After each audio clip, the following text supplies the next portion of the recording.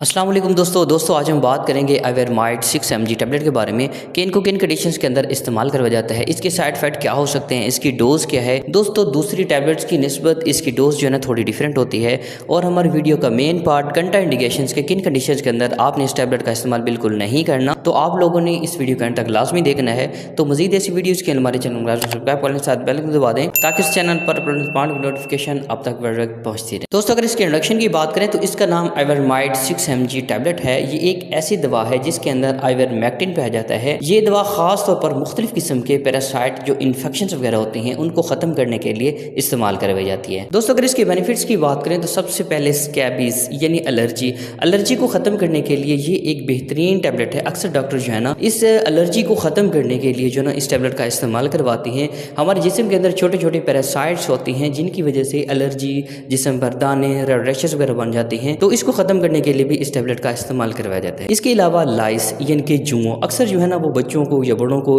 जुएं वगैरह पड़ जाती हैं तो उनकी जिस्मानी वजह से, तो उनको खत्म करने के लिए भी इस टैबलेट का इस्तेमाल करवाया जाता है। इसके अलावा अगर हमारे जिस्म के अंदर जो है ना जो छोटे छोटे पैरासाइट्स होते हैं जिनको हम पैरासाइटिक इन्फेक्शन कहते हैं, उनको खत्म करने के लिए भी इस टैबलेट का जो है वो इस्तेमाल करवाया जाता है। अक्सर जो है ना हमारे जिस्म पर खारिश वगैरह होना शुरू हो जाती है, हमारे चेहरे पर खारिश होना शुरू हो जाती है, जिसमें रेड रैशेस वगैरह हो जाते हैं, जिस्म पर दाने निकल आते हैं, खारिश होना शुरू हो जाती है। ठीक है, तो इस कंडीशन में इस टैबलेट का इस्तेमाल करवाया जाता है। अगर इसके साइड इफेक्ट की बात करें तो साइड इफेक्ट में आपको अगर आइवरमेक्टिन जो है ना साल्ट से इसे एलर्जी है तो आपको एलर्जी वगैरह हो सकती है, मतली हो सकती है, पेट दर्द हो सकता है और डायरिया वगैरह भी हो सकता है। अगर इसकी डोज की बात करें तो इसकी डोज जो है ना अक्सर जो है ना आपकी उम्र, आपका वजन और आपकी जो डिजीज की कंडीशन होती है उसके लिहाज से जो है ना इसकी डोज तयन की जाती है, लेकिन बेहतर यही है कि अपने डॉक्टर की रिकमेंडेशन के मुताबिक ही इसका इस्तेमाल करें। अगर कंट्राइंडिकेशंस की बात करें कि किन कंडीशन के अंदर आपने इसका इस्तेमाल बिल्कुल नहीं करना, तो सबसे पहले ऐसे पेशेंट जो जिगर के मरीज हैं, मैदे के मरीज हैं, हामला खवातीन और दूध पिलाने वाली खवातीन इस टैबलेट को लेने से पहले अपने डॉक्टर से लाजमी मशवरा करें। दोस्तों हमारी वीडियोस बनाने का मकसद जस्ट आपको मेडिसिन की इन्फॉर्मेशन फराहम करना होता है।